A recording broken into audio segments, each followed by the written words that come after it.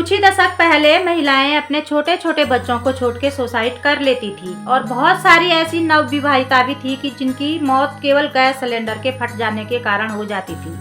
लेकिन हमारे समाज की विडंबना देखिए कि इस पे बहुत ज़्यादा कभी चर्चा नहीं होती थी। मामला 1-1.5 हफ्ते चलता था और नाम दिया जाता था कि लापरवाह थी और चरित्रहीन थी। बहुत सारे ऐसे आरोप लगाए दिए जाते थे मरने के बाद भी कि मामला समाज रफा दफा कर लेता था। और वहीं विडंबना देखिए कि लड़की जिस घर में एक लड़की की मौत हुई है उसका कोई कारण पता नहीं कर पाए, उसी घर में मायके वाले भी अपनी दूसरी लड़की को भी दे देते थे और कहते थे कि इसके छोटे छोटे बच्चे छूटे हुए हैं, इनको कौन देखे। लेकिन इसी समाज में कुछ बुद्धिजीवी लोग भी रहते हैं और उनकी नज़र इन घटनाओं पर रहती थी, तो एक कानून महिलाओं के लिए बना और धीरे धीरे इस तरह की घटनाएं कम होती गई।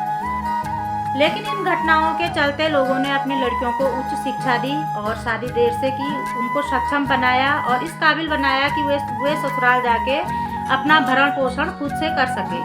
बहू को घर में लाते ही ऐसी उम्मीद उससे रख लेते हैं कि जिनको वो पूरा नहीं कर पाती, वो घर और बाहर के कामों में पिस जाती है।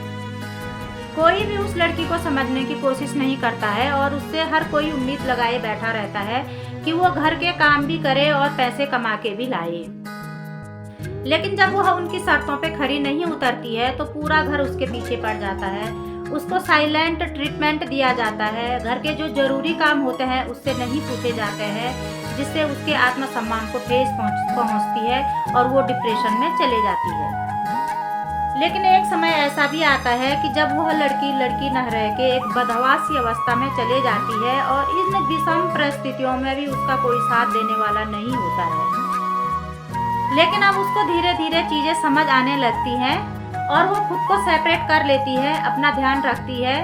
लेकिन ये बातें भी परिवार को हजम नहीं हो पाती है और फिर भी वो उसके पीछे लगे रहते। यहाँ पे मैं तलाक को बढ़ावा तो नहीं दूंगी, लेकिन इतना जरूर कहूँगी कि आज लड़कियाँ पढ़ी लिखी हो गई है और वो किसी भी तरह से अपनी बेइज्जती को बर्दाश्त नहीं कर पा रही हैं और यही कारण है कि समाज में बहुत ज़्यादा तलाक हो रहे हैं, घर टूट रहे हैं।